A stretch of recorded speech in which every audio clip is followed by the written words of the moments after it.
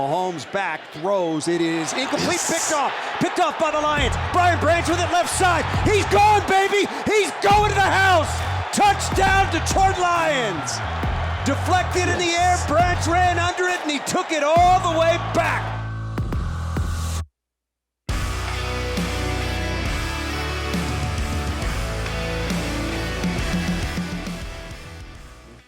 Welcome to the 20 in the Huddle podcast presented by Microsoft. I am Tim Twentyman, and as always, I am joined by PJ Clark after the game. And PJ, you know, Sunday was a good day for Detroit. 12th win of the season, ties a franchise record after a 30-20 win over the Minnesota Vikings at Ford Field. Bounce back after a disappointing and controversial loss over Dallas last week. And it kind of stings a little bit more on Sunday because you won, San Francisco lost. You would have been the number 1 seed, but that's here nor there. San Francisco sat their team because they had clinched. So, you know, you would have had a chance. Different. You would have had a chance for sure. But I don't know if I'd go that far just yet, but sure.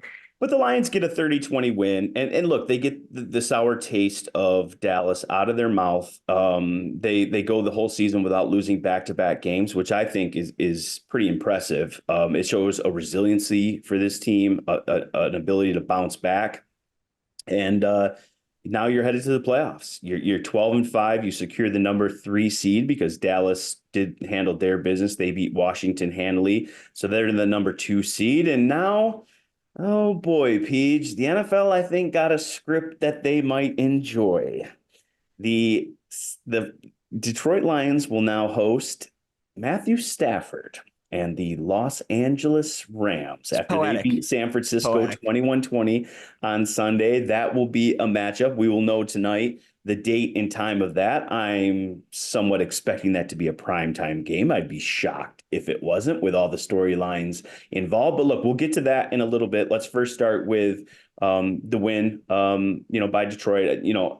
Dan Campbell was he said all week, look, we want to play our guys. We want to win. We want some momentum going in, to the playoffs. And they did that. I thought Jared Goff played terrific. The defense was a little shaky in pass defense, at times, but came up with 2 big stops at the end, 2 interceptions by Cam Sutton and CJ Gardner-Johnson. Good to see him get one in their time back. But there was some bad news to come out of this game too. And when you play your starters, you risk injury. And Sam LaPorta went down late in the second quarter with a knee injury.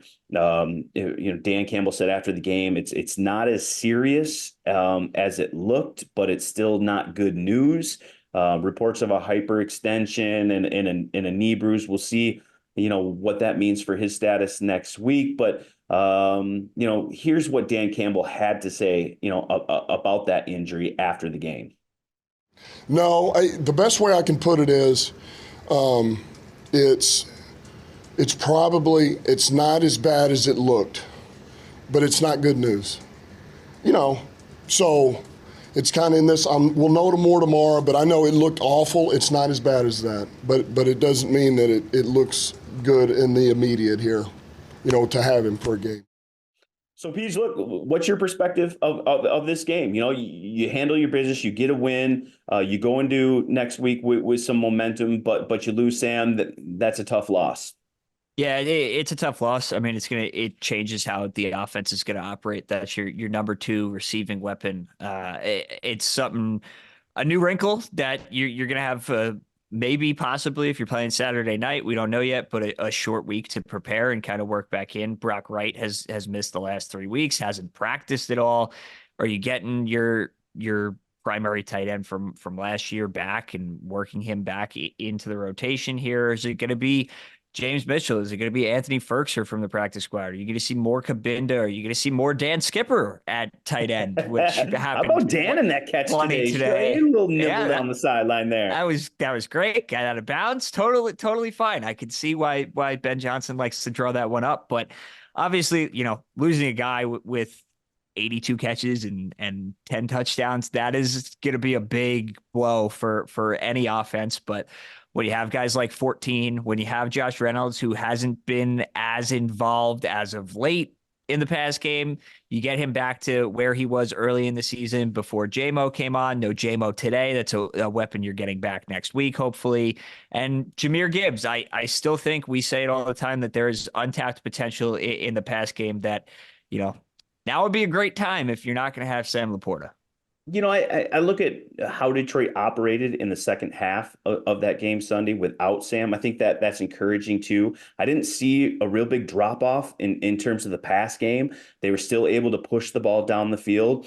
And I think that's it's just kind of a Amon-Ra challenge game to me. That's what I get. Like, he knows he doesn't have his number 2 guy. And like, I can see this being an Amon-Ra game where he's like, look, I got to catch 12, 15 balls, 150 yards, get in the end zone. We know what Detroit can do running the football. When I look at this matchup with the Rams, I think it's 2 explosive offenses. Obviously, Matthew Stafford, we all know what he can do. Puka Nacua is a Pro Bowl player, 1,400 yards. Cooper Kupp has been an all-pro player in this league, and Kyren Williams, a running back, has rushed for over 1,100 yards. But Detroit's got explosive potential too. Look, they set the franchise record for most scrimmage yards this year. They have I think the most dynamic duo in the backfield. They have a better offensive line than the Rams do. So look, it's 2 explosive offenses. And to me, it comes down to the 2 defenses. Who can make a critical, takeaway? Who can, make that critical third down stop? Who can make that red zone stop? I think with 2 explosive offenses, I think the storyline this week's obviously going to be on Jared Goff and Matthew Stafford. But to me, it's which defense steps up and plays better.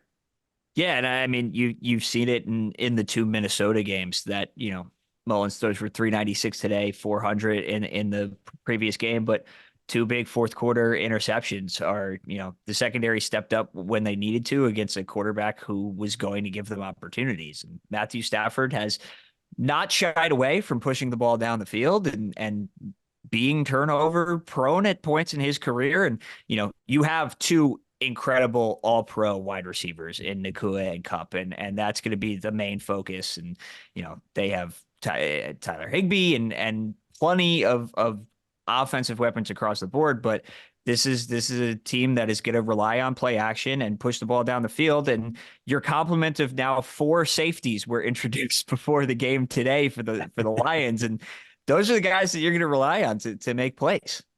Yeah, and I wouldn't be surprised if we see Gardner Johnson play a little bit more, or they try to put the 3 safeties on the field together. They didn't do that so much on Sunday. I don't know if they're maybe just don't want to show that, Peach.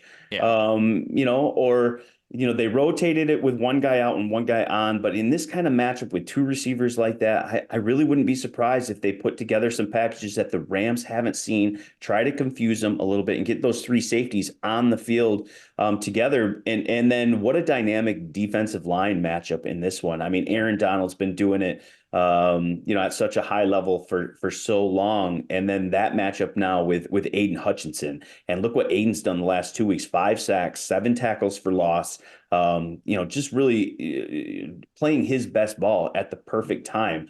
I think that's a terrific defensive matchup between kind of the old guy who's been doing it for a long time and the new kid on the block, a first-time Pro Bowler in Aidan Hutchinson.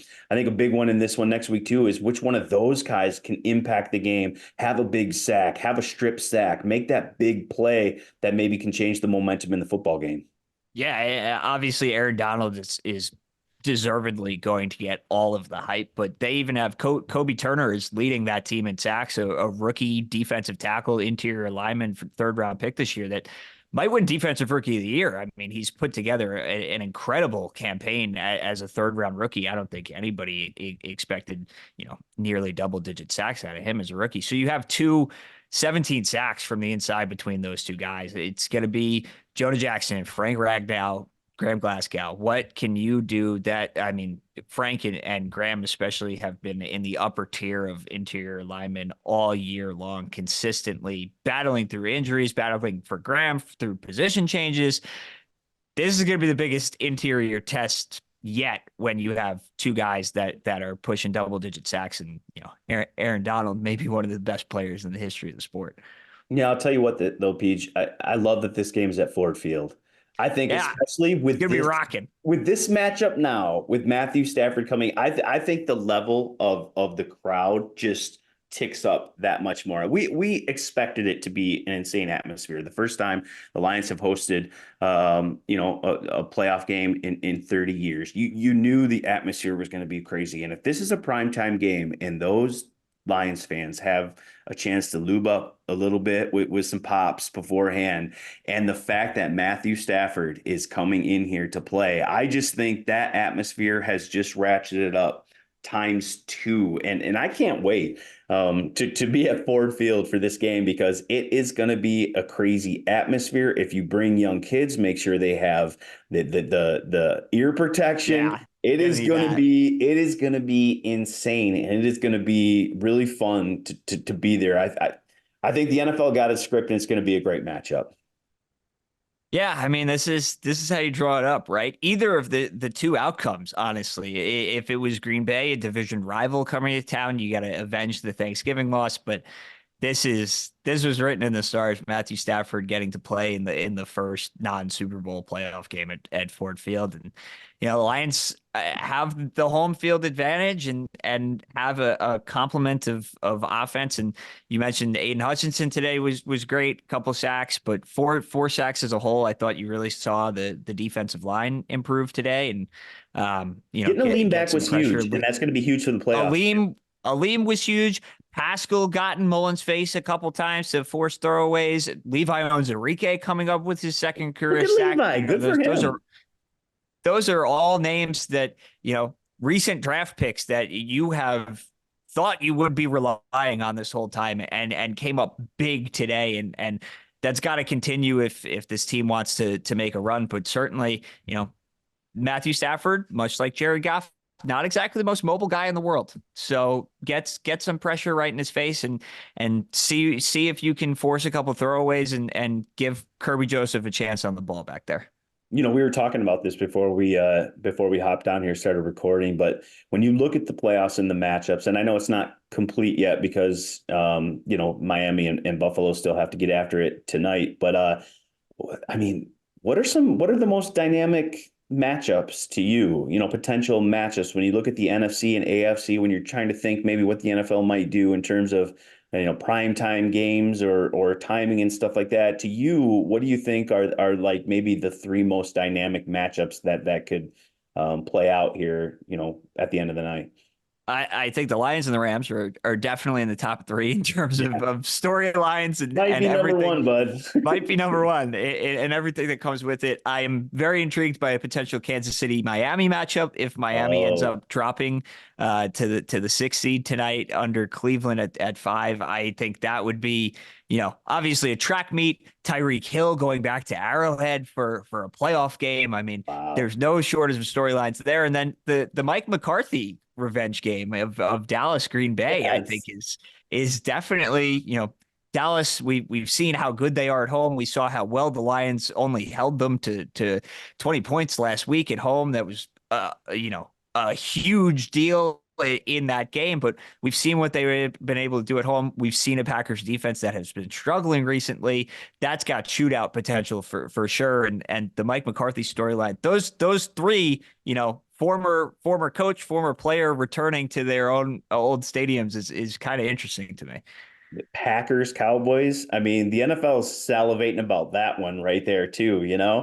Look, I'm a hockey guy. My son plays hockey. I love hockey. Used to cover the Wings for the Detroit News.